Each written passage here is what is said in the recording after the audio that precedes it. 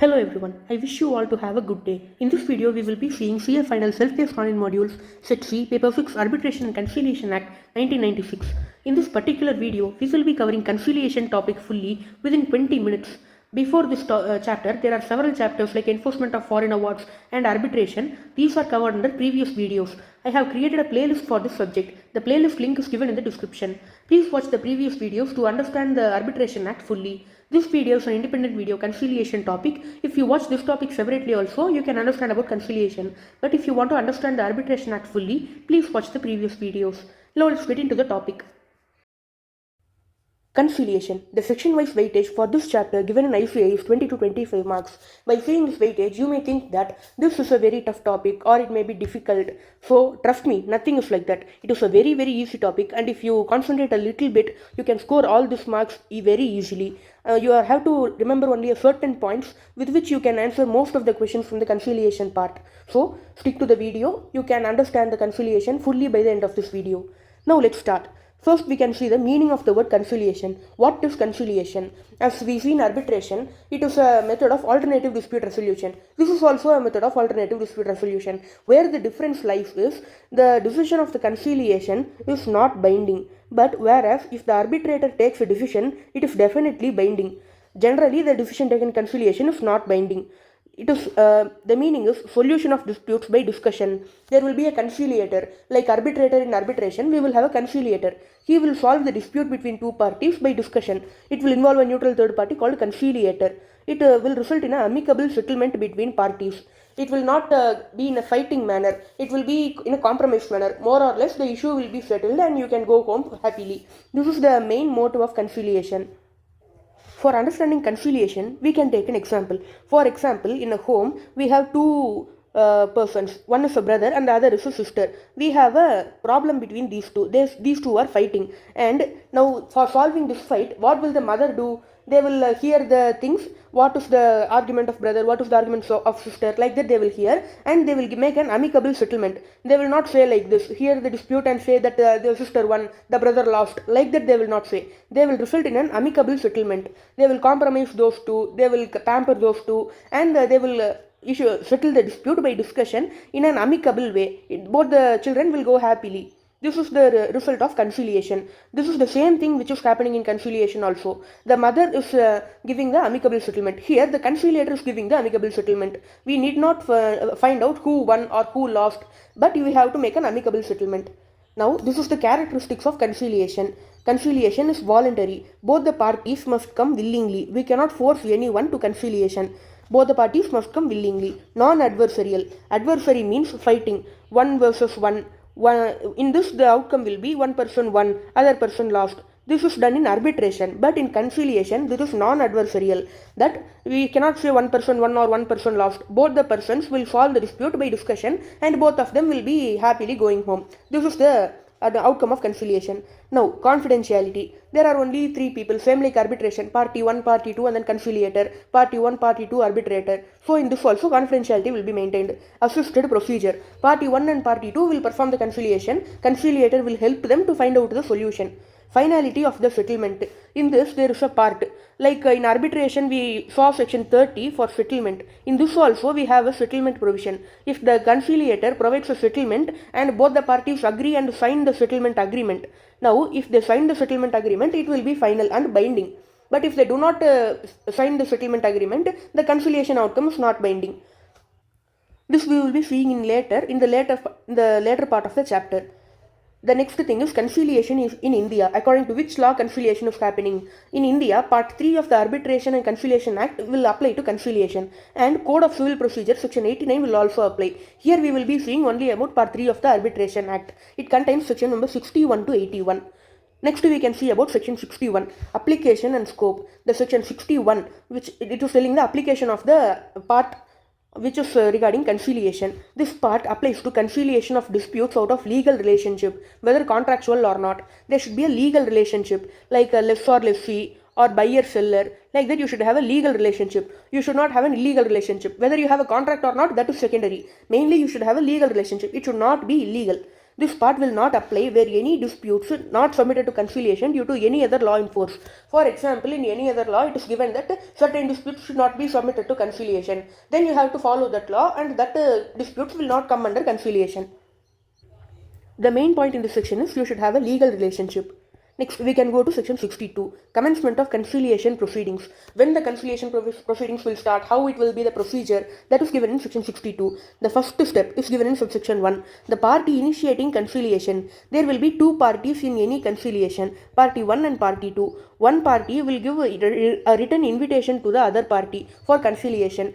Party 1 is giving to party 2 an invitation. We have a dispute. We can go to conciliation. Like that, an invitation is given. The second step is the conciliation will commence when the other party sends an acceptance in writing. The other party should send an acceptance. I accept to go to conciliation. Like that, the other party should give in writing. Both of it should happen in writing. This is the most important part. And if the second party accepts, the conciliation will commence on that date. If the second party sends a rejection, there will be no conciliation. And if the second party within 30 days he does not accept, he does not reply, or he does not send rejection also, no reply from the other party, in this case what will happen is the first party who sent the written invitation, he may elect it as a rejection, and he should send a written intimation to the other party like that, I sent a written invitation to you, I did not get any reply from you, so I am deciding this as a rejection, and for this I am giving this letter to you, I am electing it as a rejection. Like that, the first party should give a letter. In this section, what they are telling is that the first step, the first party should give a written invitation to the other party. If the second party gives acceptance, the conciliation will commence. If the other party sends rejection, there will be no conciliation. If there is no reply from the other party within 30 days, everywhere this 30 days limit is applicable. Generally, only 30 days is applicable in all the places in this act. May the other party within 30 days, if he does not get any reply, he may elect as rejection and send a written intimation. Next, we can go to section number 63, number of conciliators. In arbitration, we saw that the number of arbitrators should be only odd. It may be 3 or it may be 5. It may be odd number, but it should not be an even number. In this conciliation, generally, there should be only one conciliator. Here we are settling for an amicable settlement. If we have only one conciliator, it will be easy for the settlement. If parties agree, 2 or 3 conciliator may be permitted. Generally, one conciliator. If parties agree, 2 or 3 conciliator. Section 63, subsection 2, jointly act in case of more than one conciliator. If one conciliator, he will take the decision accordingly. But if there are more than one conciliator, whether it will be majority or like that there is a question. The answer is they should jointly act. They should all discuss and they should act jointly. Now here, below it is given the reasons for sole conciliator. Why we should select a single conciliator?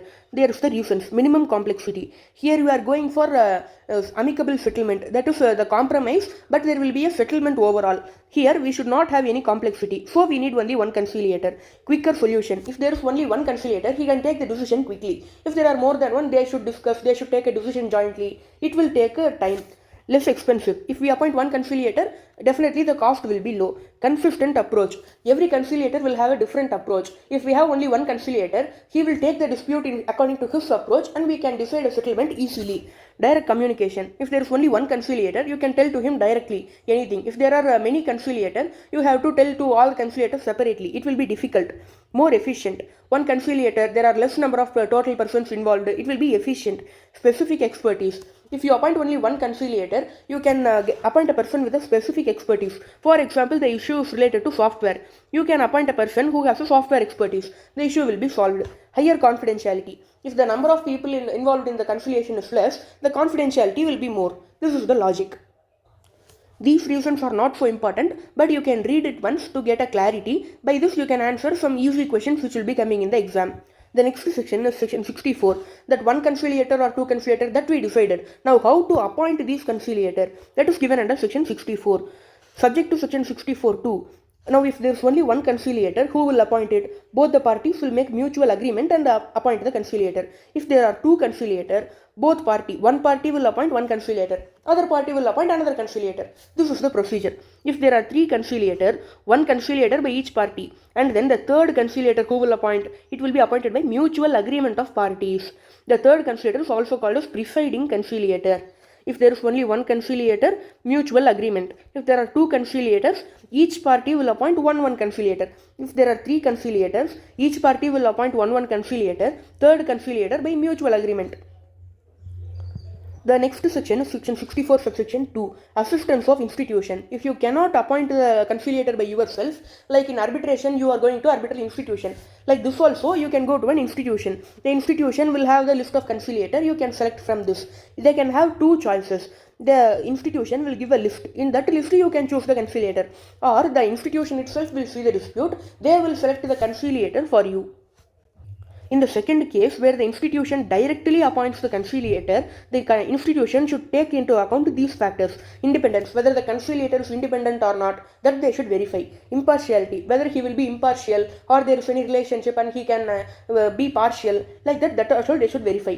Nationality other than that of the parties. If one party is from USA and the other party is from India, you should appoint a person other than USA or India. You can appoint, for example, a conciliator from UK. This will be impartial. If you appoint an Indian conciliator, it will be in favor of Indian party. If you appoint a USA conciliator, it will be in favor of USA party. So for avoiding this, you can avoid a UK conciliator. This is given in this proviso. Like this, the appointment procedure is given in section number 64. Now we can go to the next section. Section number 65, submission of statements to the conciliator. The parties have appointed the conciliator. Now how they will inform the dispute to the conciliator? Conciliator will request the parties to give a brief written statement. First step, he will ask a brief written statement, a short summary of the problem that is going on, general nature of the dispute, whether it is related to rent agreement or purchase agreement or any sale or any software, which general nature of the dispute is there, that the conciliator will ask, and the points at issue. In this dispute, what are the points in which you have to make the decision? In what questions I have to answer by making the conciliation? Like that, he will ask you the points at issue. Then, after the short summary, he will ask a further written statement. This is a very detailed manner about the facts, grounds, and the position of the party. Every party should say that these are the things that happened. I am making this contention based on these grounds.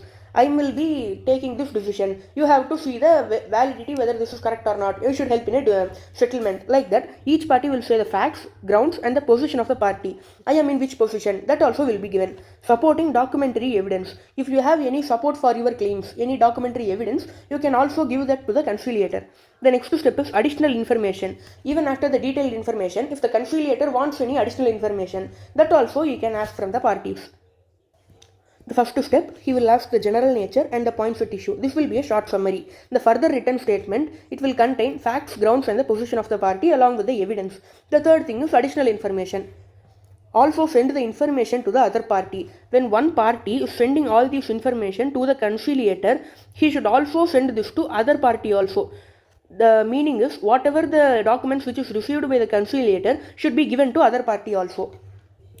This is the provision given under section number 65. Next we can go to section number 66. Conciliator not bound by certain enactment. Conciliator, he is the person conducting the conciliation proceedings. He need not follow Code of Civil Procedure or Indian Evidence Act. This will eliminate the obstacles for the conciliator by relaxation. These are procedural laws. If he want to follow that procedure, it will take time and it will be very difficult. If they given a relaxation for the conciliator, then he will be able to solve the dispute easily and quickly.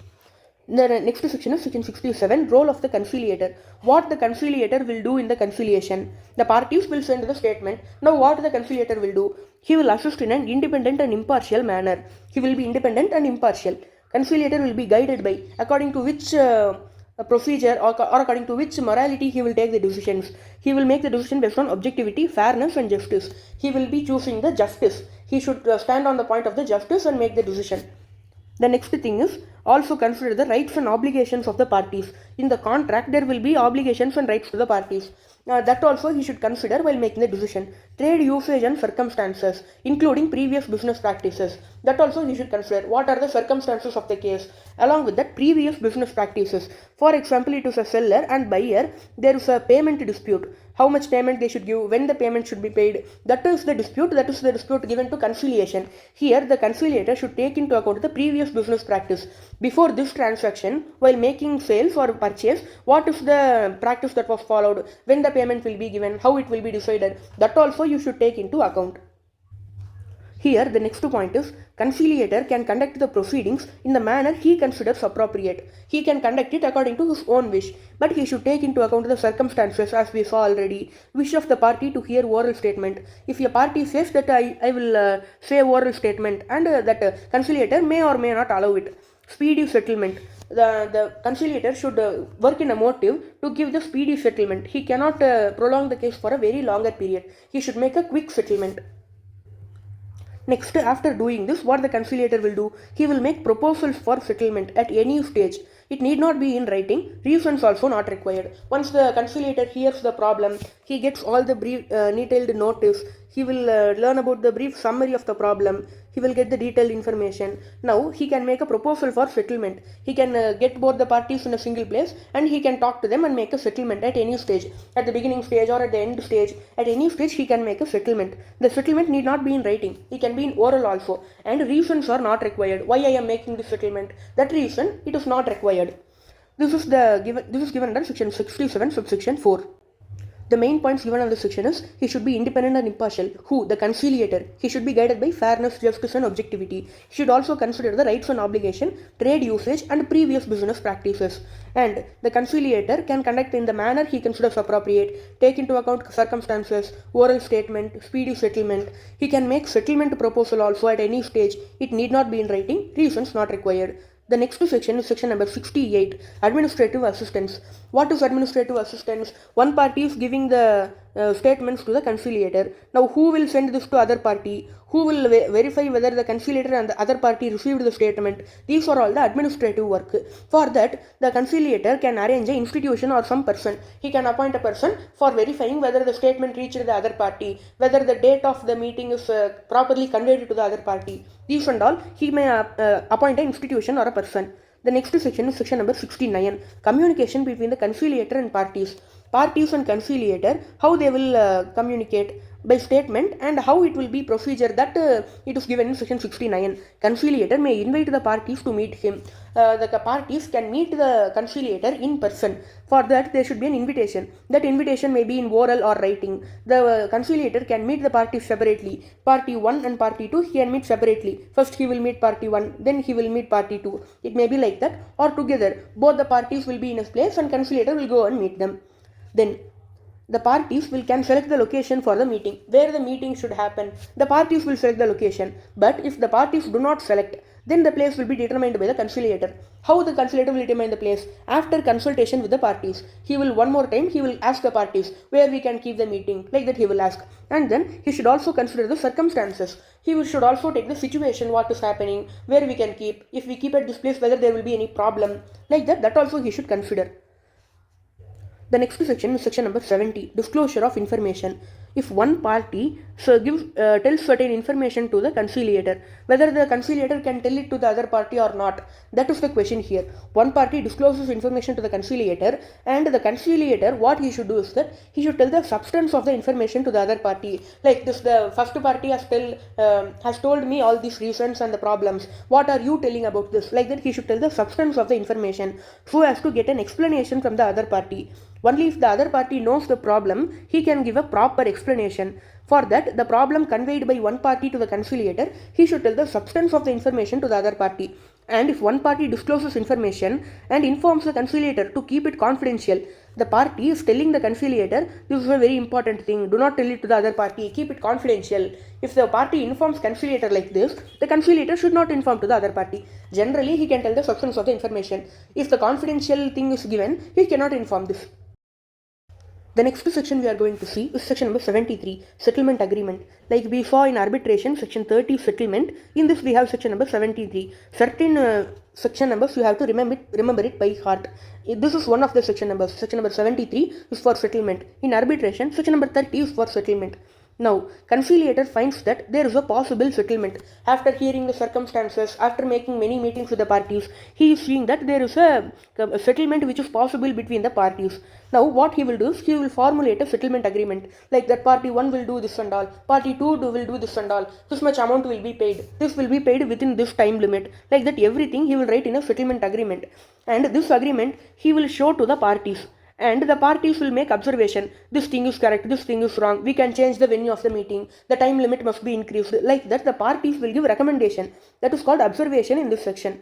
And after collecting the recommendation, the agreement will be reformulated. After making all the changes, the agreement will be prepared once again. Now, after this agreement is prepared, it is called the settlement agreement.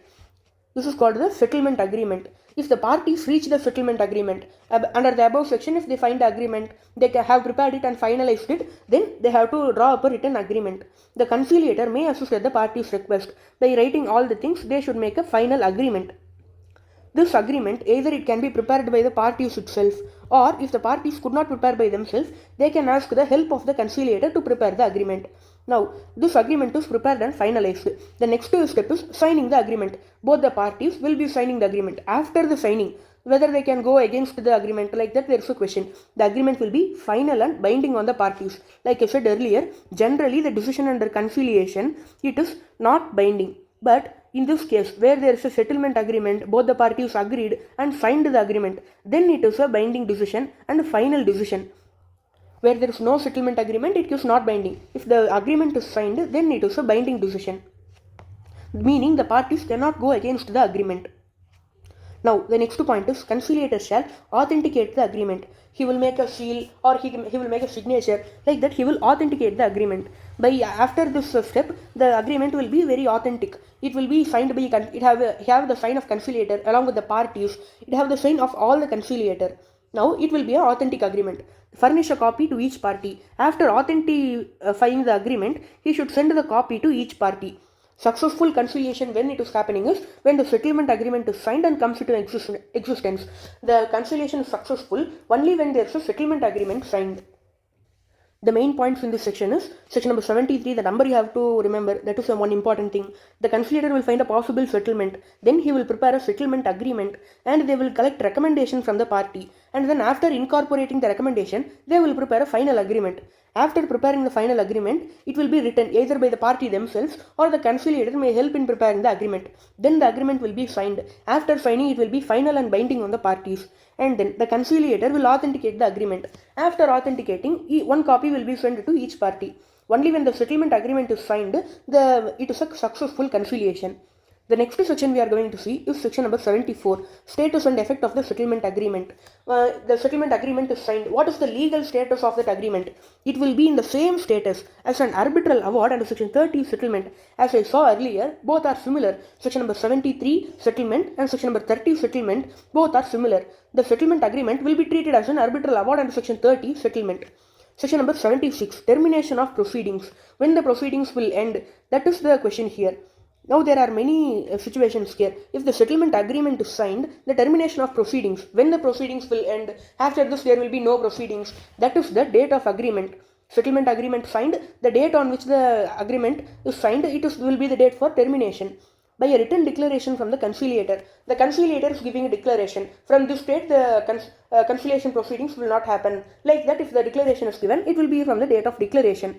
If the parties give a declaration that we are terminating the conciliation, then the date of declaration will be the date. If there's a declaration from one party, if one party wants to give a declaration, he should give to both conciliator and the other party. One party is giving a declaration. He should give it to both conciliator and also he should give it to other party. If the party is giving declaration, what declaration he is giving? I am terminating the conciliation proceedings. If that declaration is given, the date of declaration will be the termination date. From the date of termination, the proceedings will be ended and there will be no more proceedings for conciliation. This is given under section number 76. Settlement agreement, date of agreement. Declaration from conciliator. Whenever there is a declaration, from the date of declaration, the proceedings will be terminated. Now, we have reached the end of conciliation. Now, we have seen all the sections relating to conciliation which are given in ICAI study material. In the conciliation part, in the Act, it is given from section 61 to 81. But I have covered here all the sections which are given under the study material. You need not refer any other sections. This is a very, very easy chapter, and if you revise it 1 or 2 times, it will be very easy for you and you can solve the questions very easily. So, all the best for your exams, and see this video one more time if you want to revise this. Before the day before exam, this video will help you very much. Thank you.